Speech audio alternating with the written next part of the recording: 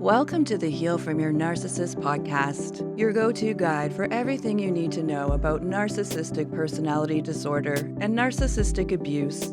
Get ready to dive into understanding what drives narcissistic behavior and to learn clinically proven techniques for healing from the effects of narcissistic abuse with your host, best-selling author, and registered psychotherapist, Heather Kent. Hello, everybody, and welcome back to our final episode 5 of our Heal from Your Narcissist pop-up podcast. I can't believe that we are at the final episode already. And we're just going to dive right in. So in previous episode, we talked about implementing specific self-care strategies, things that we can start doing right away to help alleviate our lingering symptoms from our abusive relationship with a narcissist. So today we're going to look at specific coping strategies that can be used when we find ourselves triggered by our past trauma. So these are clinically proven, again, empirically validated, scientifically proven coping strategies that we can implement when our amygdala sets off the alarm because our danger meter has sensed something. And so when we go into what we call that amygdala hijack and the alarm bells go off, we can use these specific coping strategies to help us to deal with that when we're finding ourselves in those moments. And I want to just again come back to this concept of awareness, because we cannot implement any kind of lasting change without first being aware of what is going on. And so this is the whole nature of what I've been trying to help with, is cultivating this awareness of what is happening in our body, what is going on in our brains. And so this awareness that we now have of these warning signs, you can then pick up on them and notice them and pay attention to them. And these are going to help you to engage in these coping strategies and these other strategies that we've talked about to help you keep you within what we call your window of tolerance. And so the window of tolerance is this concept of being able to manage things, emotionally speaking, in a controllable way that does not feel overwhelming. And so we want to stay, our goal when we get triggered by these reminders, these sensory reminders, these memories that are from our traumatic experience, we want to be able to handle those and respond to those within our window of tolerance. And so these coping strategies that I want to share with you today are designed specifically to help us to come back to or stay in our window of tolerance. So first, I want to talk about some relaxation techniques. And I'm sure, again, you have heard no shortage of these things in the past, but I'm just going to highlight how and why these things can be so effective when we are specifically dealing with traumatic triggers and trying to take back control of the amygdala hijack as a result of our danger meter going off. So number one, our first technique that I want to look at is breathing. Sounds really simple, doesn't it? Breathing. You would be surprised how terrible most human beings are at just breathing. Learning how to breathe calmly and remaining in a state of relative physical relaxation, even while we are currently accessing a painful memory, this is an essential tool for recovery from complex PTSD. So learning how to practice mindful breathing exercises and meditation, for example, are extremely helpful in managing what trauma experts refer to as that fight, flight, freeze response to those flashbacks, the ruminating thoughts, the sensory reminders of what happened.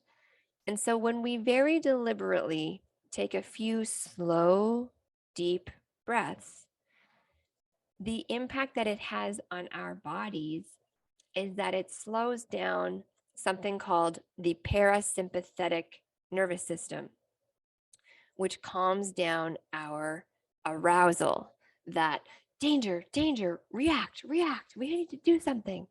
It calms that down. And the more we stay focused on our breathing, the more we will benefit, especially if we pay attention until the very end of the breath and then pause before we take our next inhalation. Taking time, even if it's just a few minutes, to observe our breath can be immensely helpful in managing our emotions and being able to non-judgmentally address our painful triggers.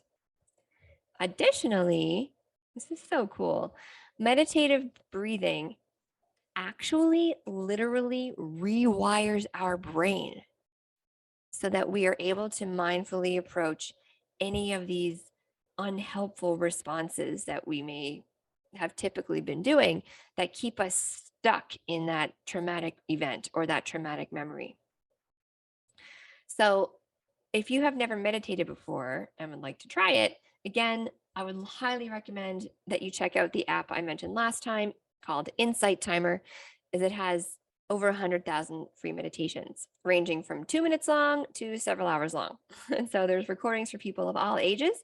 There's actually specific recordings created for children as well. If you are a parent who has children who have difficulties with sleeping, there's so much in there that you can access. But I just want to demonstrate for you now an example of a very simple breathing exercise. And we're gonna do it together. And it's called square breathing. And the reason it's called square breathing is because when we engage in this activity, we literally focus on drawing the four sides of a square. So I want you to picture picking up a pencil and drawing the four sides of a square. And each side of the square is going to be 4 seconds long. And so the first line of our square is our inhale. The second line of our square is going to be holding. The third line of the square is going to be our exhale. And the fourth line of our square is going to be that pause before we inhale again. And each line is 4 seconds long. And so I'm going to count it out for you right now so that if you're listening to this, you can actually just follow along and practice it as I'm doing it. And you can do this literally anywhere, which is why I love practicing breathing work. You can do it anywhere, at the office, in the car, in the lineup at Starbucks, in line to talk to your kid's teacher at school, on hold with the phone company, whatever it is. You can do this breathing exercise literally anywhere, which is why it is so effective. And no one is even going to notice that you're doing it. Okay, so we're going to get started here. So just get ready. And I'm going to count for you. And I want you to envision, again, that kind of visual square that we have in our minds. And you're just going to start breathing. And so here we go. Breathe in, 2, 3, 4. Hold, 2, 3, 4. Breathe out, 2, 3, 4. Rest, 2, 3, 4. Breathe in, 2, 3, 4. Hold, 2, 3, 4. Breathe out, 2, 3, 4. Rest, 2, 3, 4. Breathe in, 2, 3, 4. Hold, 2, 3, 4. Breathe out, 2, 3, 4. Rest, 2, 3, 4. And you can do this as many times as you need. I recommend doing it for at least 5 squares, going 5 times around, but you can do this for 2 minutes, 5 minutes, 10 minutes, an hour. It doesn't matter. But observing our breath and paying attention to it, you will notice even after those 3 breaths that we just did, I am guessing you're going to notice that you already feel a little more relaxed. It is amazing how quickly breathing exercises can help and just how amazingly effective they are. One of my favorite things to do. So the thing about breathing work, though, is that you have to practice it because you're not going to remember or think about doing it when you're in that panic mode after the alarm bells are ringing if you haven't practiced it when you are not in that situation. So it is really important that you commit to just taking a few minutes here and there throughout the day to practice this exercise. And like I said, you can do it anywhere. And so it's not a hard thing to incorporate. It's just a commitment to reminding yourself to do it. So you might want to set alarms or reminders on your phone, and you can just start breathing. One of my favorite activities. Another one of my favorite coping strategies when we are in these moments of hyperarousal is grounding exercise. Now, my preferred grounding exercise, and there are many different ones that we could do, my preferred one actually involves our 5 senses. And again, I like this because when we have these reminders, these triggers, we're kind of like not connected to our bodies all of a sudden, and we're just in our brains, and our brains are freaking out.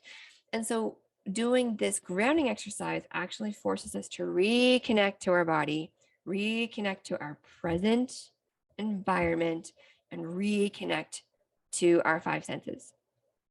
And it goes like this. It is called a 5 senses grounding exercise. And you start by looking around. And again, you can do this anywhere and nobody will notice. You're just doing this inside your head.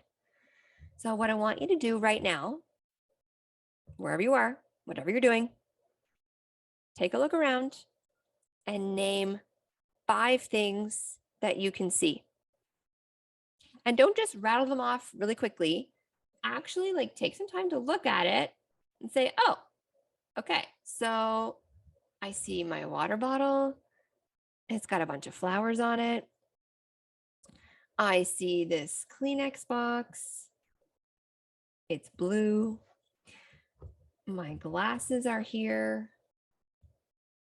I love these glasses. They're Tiffany glasses, so they've got the cute little bow on the sides. Got my glasses here. I have a white picture frame of my beloved service dog, Jaguar, who passed away a few months ago. And I see one of my books that I've written. 5 things. And you take your time to name those things. So 5 things that you see, 4 things that you can touch. And I want you to actually reach out and touch them and focus on how they feel. What's the texture? Is it soft or hard? Is it squishy? Is it fuzzy? Is it wet or dry or rough? Is there texture? Think about how it feels to touch these 4 things. And it might even be your clothes. It could be your hair. It can be anything. And again, whatever's around you. And it's not super obvious. You just sort of pick up your pen or put your hand on the desk. If you're in a meeting, you can do this anywhere. And so notice how the things feel. Pay attention to the feeling and describe it to yourself. So 5 things that you can see, 4 things that you can hear. Next, we go to 4 things that you can touch. Next, we go to 3 things that we can hear. And so I want you to Get really quiet. Focus on any of the background noise around you, anything you can hear. 3 things that you can hear.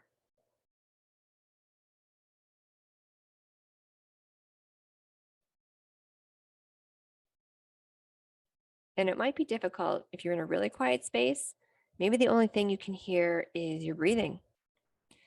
Or maybe you start moving around and you can hear the rustling of your body against whatever it is that you're touching. You can create sound yourself and pick 3 things that you can hear. So, 5 things that you can see, 4 things that you can touch, 3 things that you can hear, and then we move on to 2 things that we can smell. So pay attention to what you can smell in your environment. And it might be that you don't smell anything, but maybe you smell leftovers from a meal or your coffee or a scented candle or some essential oils that are diffusing, or maybe you smell a wet dog or a stinky child or whatever it is. What can you smell right now?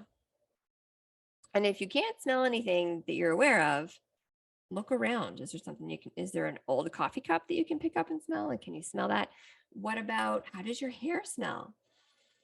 What does your shirt smell like? Right? Pay attention to the things that are around you and pick things up and smell them and see what you can come up with. So 2 things that you smell. So we've got 5 things that we can see. And then we go to 4 things that we can touch, 3 things that we can hear, 2 things that we can smell, and finally, 1 thing that we can taste. Can you have a sip of water or a sip of tea or your coffee? Is there a little chocolate that you can have, or a piece of gum, or a snack, piece of your lunch? Or maybe there's nothing around that you can actively taste right now, but focus on the taste that you might have left in your mouth. Can you taste something that's kind of lingering?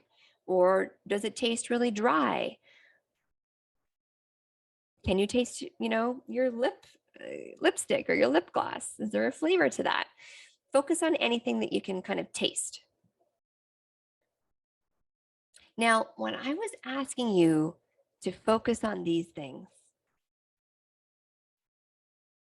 what else were you thinking about? The answer is nothing. We were only thinking about our 5 senses. What can we see? What can we touch? How does it feel? What can we hear? What can we smell? What does it smell like? How does this taste? And it brings us out of that panic mode and reconnects us to our present, where we are right now, which is not in the trauma. And it reconnects us to our physical environment and reminds us where we are. And this is a hugely helpful exercise to bring us back to the present and remind us that right now we are safe. Everything is okay. We're not in danger. So this is an excellent exercise. We also can do guided meditations if you have some freedom to do so. You can, again, search for something to listen to, a relaxation meditation. You can listen and you can search for a breathing meditation to listen to if you just can't do it on your own. You can listen to anxiety meditation, stress relief. There's a plethora of things that you can search for to listen to, and they're all at your fingertips in the Insight Timer app. And no, I don't get a kickback for recommending it. It's a free app. It's amazing. You should have it. And then if you're able to move your body, any kind of gentle movement, again, just helping you to connect to yourself and ground back to where you are in the present. Any kind of gentle movement would be very, very helpful. Now, these are just a few little things that you can do in those moments. But again, in order for your brain to be able to access them when it's triggered, you have to practice them in times when you are not triggered. So I invite you to practice these exercises every single day. They don't take very long and they are highly effective. Journaling about your triggers and your responses can also help us with increasing our awareness. So when you experience something that brought you back into that fight, flight, freeze, amygdala hijack, danger, danger, danger mode, I want you to journal about it. What was it that happened?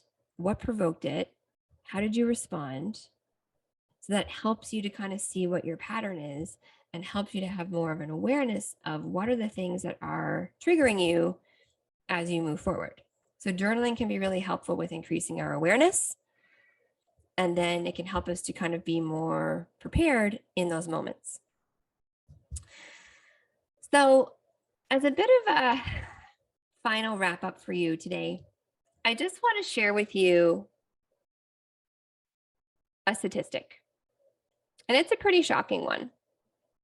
And this statistic is that 1 in every 13 people have experienced or are currently experiencing some form of PTSD. 1 in 13. I am one of those people. Like you, I have lived through this.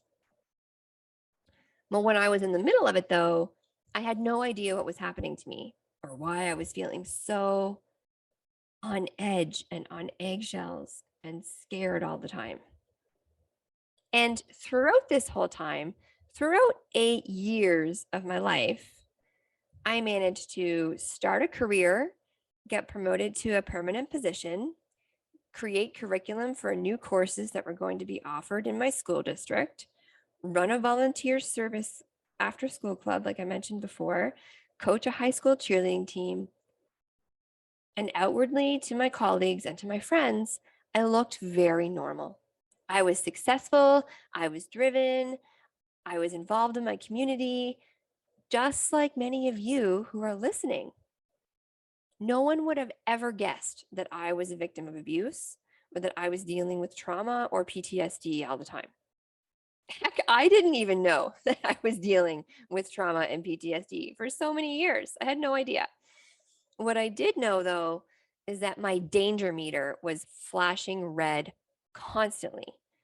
And it does still pop up even now, many like 13, 14 years later. So I'm going to share a story with you, a recent story of something that happened when my danger meter went off and my amygdala hijack came into play. So I was in the fridge looking to pull out some leftovers to heat them up for dinner. And I was pulling something out, and another glass Tupperware container came out at the same time, and it dropped onto the floor. Now, the kitchen is hardwood floor along with the rest of the house. So when this jar, the way the glass container dropped on the floor was in such a strange angle that it actually like physically chipped. It took out a chunk of a piece of the wood on one of the strips of wood, just a little chunk. It was so bizarre how it happened. And I was watching it happen in slow motion is how it felt because I had pulled out the container and this other one came out with it and it was falling and I was suspended in time watching it happen, but I couldn't do anything about it fast enough to prevent it from hitting the floor. And then it clammed to the floor and it chipped a chunk of the wood out of the floor. And my immediate response was to drop to my knees and I was paralyzed for a minute. And I just kept repeating, and I can remember this. I just kept repeating, oh no, oh no, oh no. And then my partner who was in the other room, was in the office. He heard that I was, kind of yelling in the kitchen. He was like, are you okay? Are you okay? And I just kept repeating, I don't know. I don't know. I don't know. And I was in such distress and I couldn't do anything. I was just on the floor looking at this chunk of the floor that had come out. And every cell in my body told me that I was in danger and something terrible was about to happen because I had done this. This was my fault. And he came into the kitchen and he saw me on the floor and he was like, "Oh my God, like, are you okay? Did something happen? Like, are you injured?" And I was just looking at this chunk on the floor and he saw what I was looking at. And I had tears like pouring down my face. And he said, "Oh, what happened?" And so I eventually was able to explain what happened. And then I was just in this repeat mode of, "I'm so sorry. This is my fault. I ruined the floor. I will fix it. I have to pay to repair it. I can't believe I did this." And he was so confused. He couldn't understand why I had such a extreme response to something as simple as a container fell out of the fridge. But to my amygdala, I had done something terrible and I was going to get into trouble. I was going to be punished. This was awful. And I did this and I was stupid and this was my fault. And so it brought me back to that time when everything was my fault. And when he asked me, he's like, "I don't understand what's happening. Like, why are you saying these things? What's going on?" I was able to say to him, because I have the awareness, I am in a trigger moment. I'm having an amygdala hijack. My brain believes that I'm in danger right now. He was hugging me and he's like, "Don't worry, it's okay. You're safe. Like, I'm not upset. This is an accident. It could happen to me. There's pieces out of the floor and other places. The kids drop stuff all the time. No problem." But in my brain, it was convinced that I was in danger and I was going to be in so much trouble. And so, what I had to focus on first was my five senses. I did that five senses grounding, and I was like touching the floor and like pressing on the floor. And I brought myself back to present by using that five senses grounding and that breathing exercise that I just shared with you. And so the reason why I'm sharing this story is because our danger meter is likely going to continue to go off at unexpected times, even years later. And that's okay. What matters is what we do about it when it happens. And it did take me a little while to kind of bring my nervous system back down and to remember that I was safe. It took me a little while, but I knew what was happening. I was able to articulate that to someone else. And then I was trying to use strategies to bring me back to the present. But it was scary when it first happened. And these things will happen. But when you have these tools, my hope is that these strategies that I've shared here with you are going to be helpful for you as you start to manage your danger meter triggers in more effective ways, helping you to bring back that feeling of safety, reconnecting with yourself and with your present, and feeling confident again. I want to thank you so much for being with me throughout this introductory journey of healing from your narcissist. It is a journey that is ongoing and it continues to evolve over time. So we are always learning and growing. And I would love to learn and grow alongside with you. And speaking of learning and growing, if you have found these episodes in the Pop-Up Podcast to be helpful, maybe you are seriously thinking about getting some laser-focused support, and maybe you want to take a deeper dive into your healing journey. And I would love to chat with you more about your next steps. So if this is something that you would like to do, please head on over to my website at heatherjkent.com. That's HeatherJkent.com to book a consultation with me. I would love and be honored to hear from you. And I hope that you have all learned a lot. and have found these tools to be helpful.